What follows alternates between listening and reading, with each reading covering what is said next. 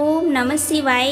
मेरे प्रिय भक्तों, आज की जो कथा है वह बहुत ही ज्ञानवर्धक होने वाली है। तो मेरे प्रिय भक्तों, इस कथा को पूरा सुने, इस कथा को पूरा ध्यान लगाकर सुने। जो व्यक्ति इस कथा को पूरा सुनता है वह शिव जी का भक्त होता है और शिव जी की कृपा हमेशा उस व्यक्ति पर बनी रहती है। तो मेरे प्यारे भक्तों, चलिए इस कथा का श्रवण करते हैं। 20 साल पहले की बात है। जिले में लोक अदालत एक जज थे। उसी जिले के एक गांव में भोलेनाथ नामक एक सीधा साधा व्यक्ति रहता था। वह व्यक्ति बहुत ही निष्ठावान भक्त देवों के देव महादेव जी के थे। उन्होंने महादेव जी से गहरा लगाव रखा था। जब भी कोई घटना घटती और कोई उनसे पूछता कि भोले भैया यह कैसे हुआ, तो वह कहते मुझे नहीं पता, महादेव जी की ही जाने, महादेव जी की कृपा है। जब कभी वे किसी मुश्किल में पड़ते तो उनका यही उत्तर हुआ करता था कि मुश्किल में पड़ते तो उनका यही उत्तर होता, भैया मुझे नहीं लगा, महादेव जी इसका मतलब बताएं। कि चाहे कोई भी स्थिति हो, भोलेनाथ जी का एक ही जवाब होता, भैया मुझे नहीं पता, महादेव ही जाने। उनके माता पिता ने जो नाम दिया था उसे कोई नहीं बोलता था, बल्कि उनके भोलेनाथ के कारण सभी गांव वाले उन्हें भोलेनाथ भोले भैया कहकर पुकारने लगे। भोलेनाथ जी रोज महादेव जी के मंदिर जाते और वहां सेवा करते। एक दिन की बात है, भोलेनाथ जी की पत्नी ने उनसे कहा, सुनिए जी, हमारी बेटी अब बड़ी हो गई है और उसकी शादी की उम्र हो गई है, वह शादी के लायक हो गई है, इसलिए कृपा कोई अच्छा घर देखकर उनकी शादी करवा दीजिए। भोलेनाथ जी ने जवाब दिया, हो जाएगी, आप चिंता क्यों करती हैं। उनकी पत्नी ने कहा, चिंता तो होगी, हमारे पास जो एक पैसा भी नहीं है, बिना पैसे की शादी कैसे होगी। भोलेनाथ जी ने उत्तर दिया, आप चिंता मत करो, अगर देवों के महादेव चाहेंगे तो सब ठीक हो जाएगा। और वे महादेव के मंदिर चले गए। फिर बेटी के लिए लड़का देखा गया, शादी की तारीख तय हो गई। जब शादी में सिर्फ 10 दिन बच गए, उनकी पत्नी ने फिर से कहा, सुनिए ना, बेटी की शादी में ज़्यादा वक्त नहीं बचा है और आपने अभी तक पैसों का इंतजाम भी नहीं किया। अब आपको पैसे का इंतजाम कर लेना चाहिए। अगर हम पैसे का इंतजाम नहीं करेंगी तो हमारी नाक कट जाएगी। पत्नी की यह बात सुनकर के भोलेनाथ जी गांव के महाजन के घर की ओर निकल पड़े। महाजन के घर जाकर उन्होंने महाजन को प्रणाम किया। अब महाजन ने उनके आने की वजह जाननी चाहिए, तो भोलेनाथ जी ने बड़ी सरलता से कहा, उन्हें बताया कि महाराज जी, मेरी बेटी की शादी है और उसे कुछ धनराशि की ज़रूरत है। अगर आप मुझे कुछ धन उधार दे दें तो मैं थोड़े समय में ही आपको ब्याज सहित वह धन वापस कर दूंगा। श्रद्धालुओं महाजन ने भोलेनाथ जी को धन दे दिया और अपनी बड़ी के दिनांक और भोलेनाथ जी को दे दिए। धन का लेखा जोखा दर्ज करा दिया। भोलेनाथ जी उस महाजन से धन लेकर और उसे अपनी जेब में रखकर अपने घर की ओर चले आ रहे थे। श्रद्धालुओं भोलेनाथ जी घर पहुँचे। उन्होंने अपनी पत्नी को वह रुपए सौंप दिए। फिर वे महादेव जी के मंदिर के लिए चले गए। तो मेरे प्यारे भक्तों, वह दिन भी आ गया जिस दिन भोलेनाथ जी की बेटी की शादी थी और भोलेनाथ जी ने बड़े ही उत्साह और धूमधाम से अपनी बेटी की शादी की और उसे ढेर सारे उपहार देकर विदा किया। जब बेटी की शादी होकर वह ससुराल चली गई तो भोलेनाथ जी ने अपने दोनों बेटों को पास बुलाया और कहा, बेटा, महादेव जी की कृपा से तुम्हारी बहन की शादी बहुत ही धूमधाम से हुई। अब तुम दोनों बड़े हो गए हो तो तुम्हें अपनी जिम्मेदारियां को समझते हुए कोई काम धंधा शुरू कर लेना चाहिए।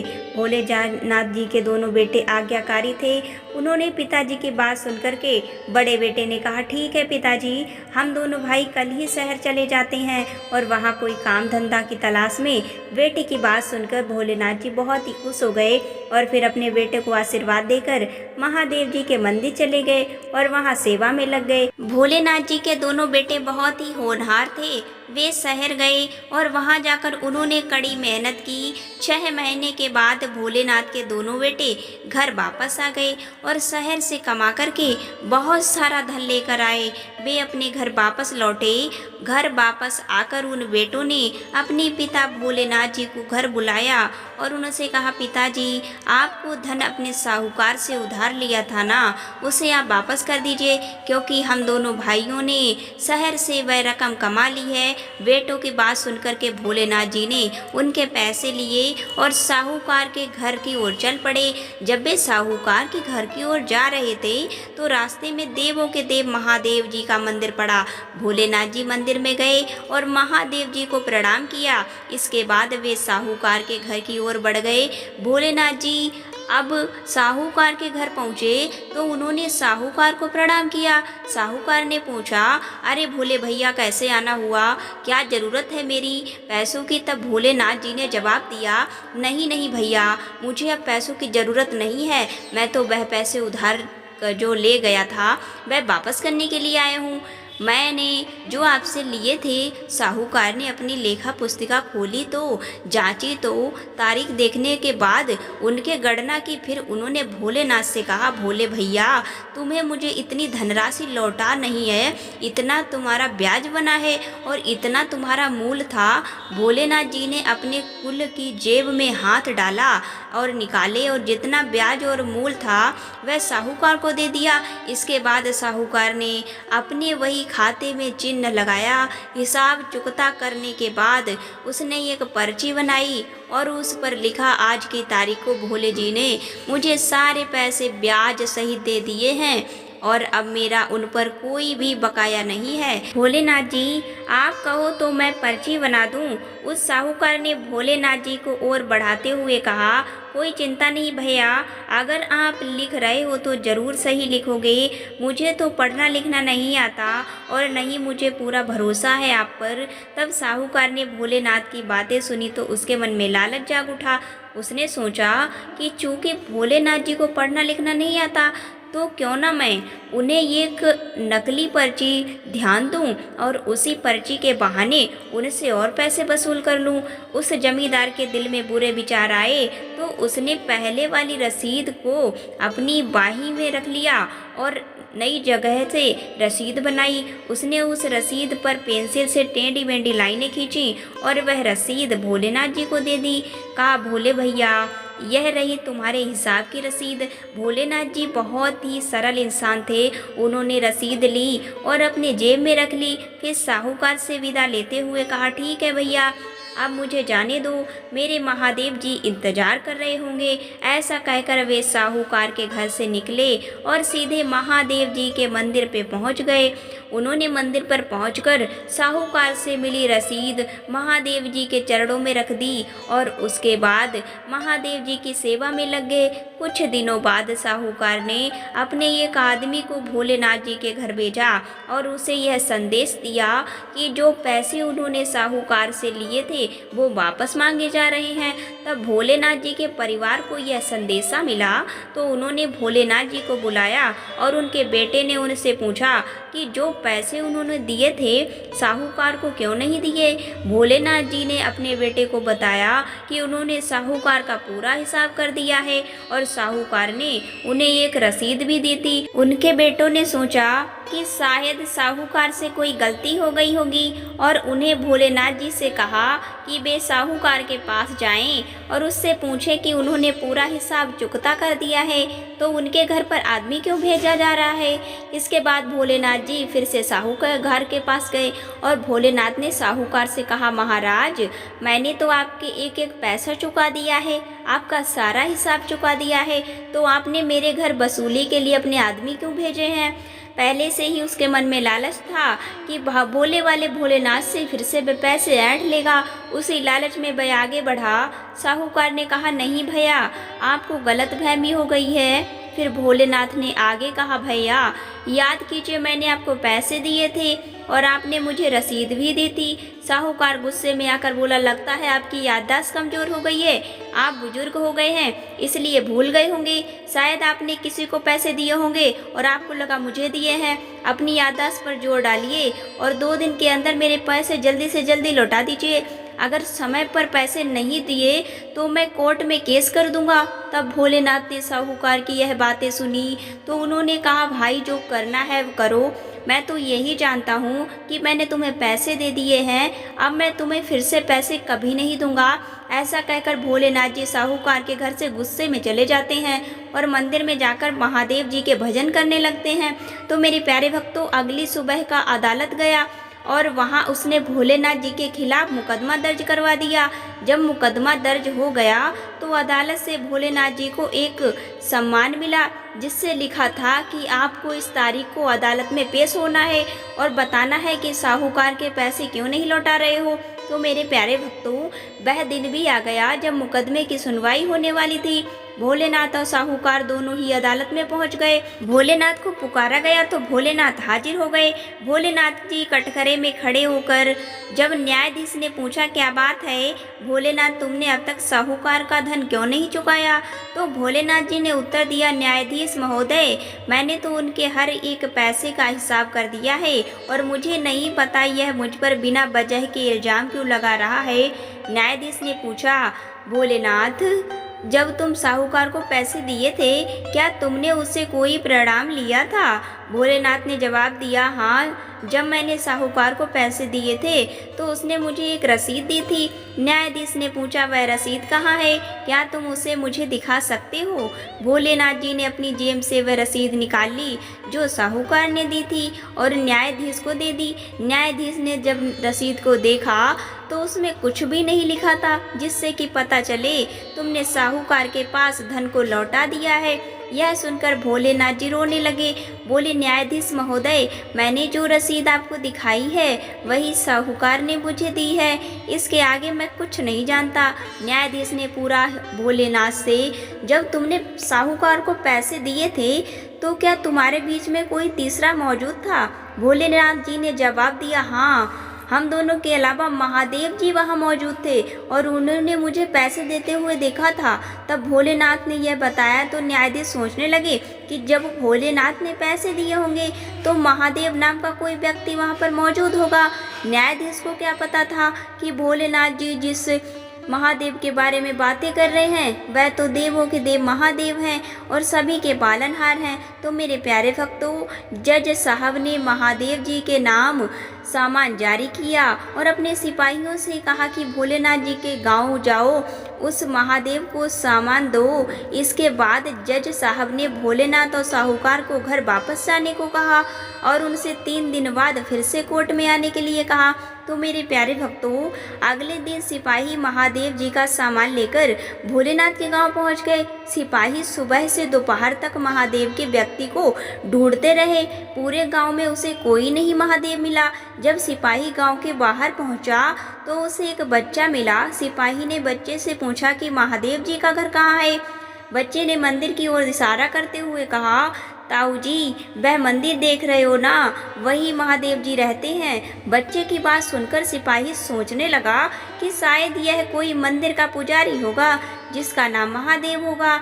सिपाही मंदिर के द्वार पर पहुंच गया और दरवाजे पर दस्तक देते हुए पूछा, क्या कोई अंदर है? मंदिर का पुजारी बाहर आ गया और हाथ जोड़कर पूछा, क्या बात है साहब, आप यहाँ किसको ढूंढ रहे हो? क्या महादेव जी यहाँ निवास करते हैं?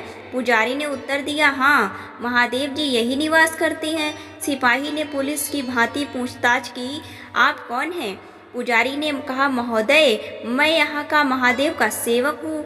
सिपाही ने अपने बैग में हाथ डाला और महादेव जी का समन निकालकर पुजारी को देते हुए कहा, यह लीजिए, आपके स्वामी का समन है, कोर्ट का समन है और आप इस कागज पर हस्ताक्षर कर दीजिए। पुजारी ने बिना सोचे समझे हस्ताक्षर कर दिए। हस्ताक्षर करने के बाद पुजारी कुछ पूछने ही वाला था कि सिपाही ने जल्दी से वह कागज लिया और अपनी जेब में रख कर के साइकिल पर चढ़ गया और वहां से चला गया। पुजारी सोच में पड़ गया कि आखिर कोर्ट में महादेव जी के नाम का सामान क्यों भेजा है। जब पुजारी के समन खोला तो चला, यह सब भोले भैया के कारण ही कोर्ट में जारी किया गया है। पुजारी के समन पढ़ने के बाद उसे महादेव जी की मूर्ति के चरणों पर रख दिया और मूर्ति के सामने हाथ जोड़कर कहा, प्रभु, आपके भक्तों ने आप पर विश्वास करके आपकी गवाही के लिए कोर्ट में समन जारी किया है।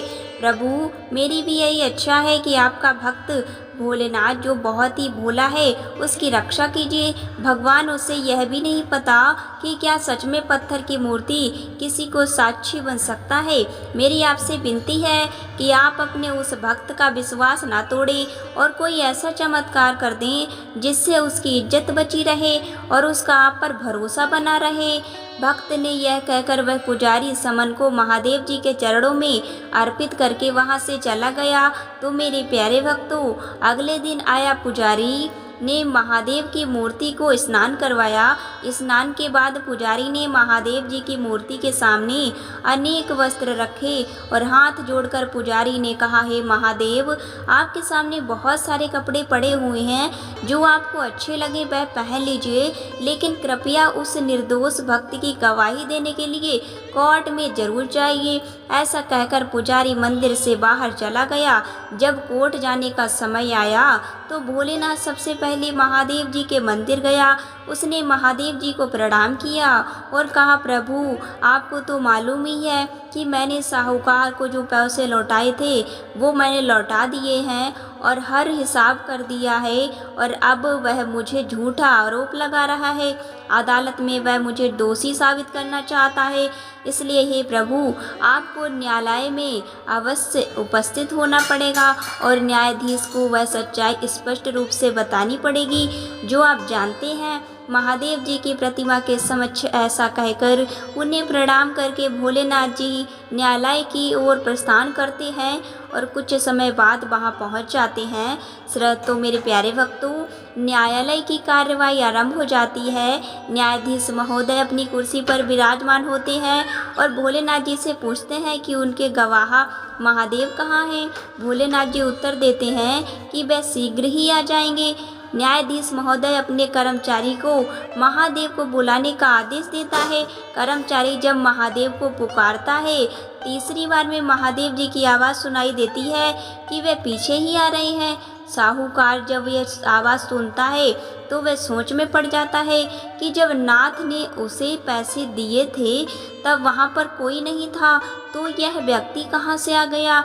न्यायाधीश महोदय जब पीछे से आई हुई आवाज़ की दिशा में देखता है, उन्हें एक व्यक्ति दिखाई देता है जो न्यायालय की ओर बढ़ता आ रहा था। उसके कपड़े फटे हुए, सिर पर साफा बंधा हुआ था, गले में रुद्राक्ष की माला थी और चेहरे पर एक अनोखी चमक थी। वह मंद मुस्कान के साथ न्यायालय की ओर बढ़ रहा था। उस न्यायाधीश ने अपने जीवन में अनेक लोगों को देखा था, उन्होंने श्रेष्ठ व्यक्तियों में मुलाकात की थी, परंतु उस व्यक्ति के चेहरे पर जो चमक थी वैसी अद्भुत चमक उन्होंने पहले कभी नहीं देखी थी। जब वह व्यक्ति कटघरे में आकर खड़ा हुआ तो न्यायाधीश ने पूछा कि आपका नाम महादेव है। व्यक्ति ने उत्तर दिया, हाँ, मेरा नाम महादेव है। फिर न्यायाधीश ने उस व्यक्ति से पूछा कि क्या आप उस समय वहां उपस्थित थे जब भोलेनाथ ने साहूकार को पैसे वापस किए थे। व्यक्ति ने जवाब दिया, हाँ, मैं वहां मौजूद था और भोलेनाथ ने सारे पैसे मेरे सामने ही चुकाए थे। जब साहूकार ने उस व्यक्ति की बातें सुनी तो उसने कहा कि न्यायाधीश महोदय, यह व्यक्ति झूठ बोल रहा है। तब न्यायाधीश ने कहा, ऑर्डर ऑन ऑर्डर। साहूकार जी, जब आपको बोलने का मौका दिया जाएगा तभी बीच में बोलिएगा।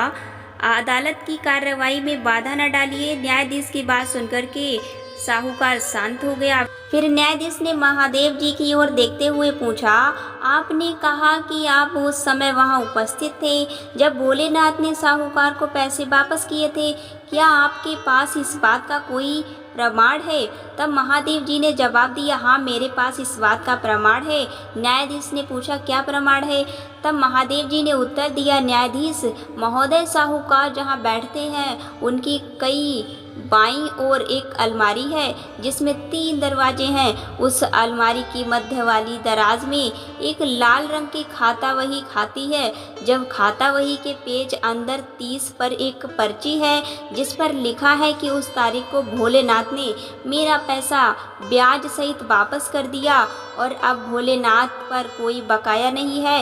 न्यायाधीश ने साहूकार से पूछा, क्या आपके घर में कोई ऐसी अलमारी है साहूकार ने जवाब दिया, हाँ महोदय, मेरे घर में एक ऐसी अलमारी है। न्यायाधीश ने अलमारी की चाबी मांगी और एक पुलिस अधिकारी को देते हुए कहा, तुम अभी साहूकार के घर जाओ और जांच करके आओ कि महादेव जी जो कह रहे हैं वह क्या सच है या नहीं। अगर उस अलमारी में खाता वही मिलती है तो उसे तुरंत अदालत में ले आना। जज का आदेश मिलते ही वह पुलिस अधिकारी साहूकार के घर की ओर चल पड़ता है और वह लेखा जोखा उठा लेता है और उसे न्यायाधीश के सामने रख देता है। जब न्यायाधीश ने लेखा जोखा खोला तो उसमें से वही कागज निकला जिसे भोलेनाथ जी को पैसे देने के दौरान बनाया था।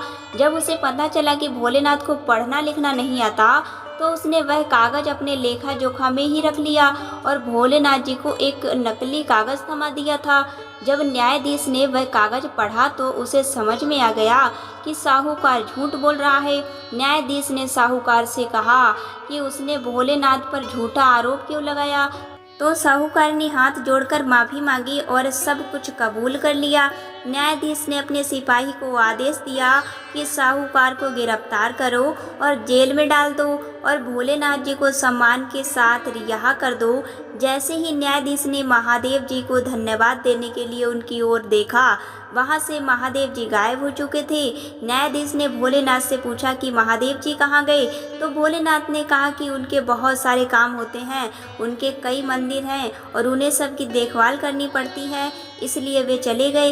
न्यायाधीश ने कहा, कोई बात नहीं भोलेनाथ, अब तुम भी घर जा सकते हो और अदालत की कार्रवाई समाप्त कर दी गई है। कार्रवाई समाप्त होने के बाद उसने उस सिपाही को बुलाया जो महादेव जी को समन देने उनके घर गया था। जज ने सिपाही से कहा, भाई मुझे उस व्यक्ति से मिलना है की तमन्ना हो रही है। सिपाही ने पूछा, क्यों सर, अब क्या बाकी रह गया है, आप अब उस व्यक्ति से क्यों मिलना चाहते हो। तब जज ने कहा, भाई आज मेरे हाथों एक पाप होने जा रहा था। मैं उस निर्दोष भोलेनाथ को सबूत के अभाव में सजा दे देता। आज उस व्यक्ति ने आकर मुझे इस पाप से बचा लिया, इसलिए मैं उस व्यक्ति से मिलकर उनका धन्यवाद करना चाहता हूँ। दूसरा यह है कि जब से मैंने उस महादेव को देखा मेरा मन अशांत है। जज की बात सुनकर सिपाही ने कहा, सर आप कहीं कह रहे हैं, मैंने भी कोर्ट में कई गवाह देखे हैं पर आज जो गवाह आया उसके जैसा मैंने कभी नहीं देखा। तब जज ने कहा, भाई अब देर मत कर और मुझे उस व्यक्ति के पास ले चल। इस तरह वह जज और सिपाही उस जगह की ओर चल पड़े जहां महादेव का मंदिर था। मंदिर पहुंचने पर जब जज दोनों ने मंदिर में प्रवेश किया तो वे दोनों हैरान रह गए, क्योंकि मंदिर में जो मूर्ति थी उसकी और अदालत में जो गवाही देने व्यक्ति आया था उसकी भी छवि बिल्कुल एक जैसी थी। जब जज साहब ने देखा तो वह आश्चर्यचकित हो गए और उन्होंने सिपाही से पूछा कि तुमने समन किसे सौंपा था। सिपाही ने जवाब दिया, मैंने समन उनके नौकर को दिया था। जब मैंने नौकर से पूछा कि तुम महादेव के क्या लगते हो तो उसने कहा कि वह महादेव जी का सेवक है। जज साहब ने पूछा कि अब वे महादेव जी के सेवक कहाँ होंगे। सिपाही ने कहा, हुजूर यहाँ यहीं रुकिए, मैं उन्हें ढूंढ के लाता हूँ। यह सिपाही मंदिर के परिसर में गया होगा, पुजारी को खोजने लगा। कुछ समय बाद पुजारी जज साहब के सामने आ गए। जज साहब ने पूछा कि आप महादेव जी के कौन हैं। पुजारी ने कहा, हुजूर मैं उनका सेवक हूँ। जज साहब ने पूछा कि आपके मालिक कहाँ हैं, मैं उनसे मिलना चाहता हूँ। पुजारी ने मूर्ति की ओर इशारा करते हुए कहा, हुजूर आपके सामने ही तो हैं हमारे मालिक महादेव। जो मन से आपको देख रहे हैं वही हमारे महादेव जी हैं और यही हमारे आराध्य देवों को देव महादेव जी हैं। जज साहब ने पुजारी की यह बात सुनी तो उन्होंने सब कुछ समझ लिया।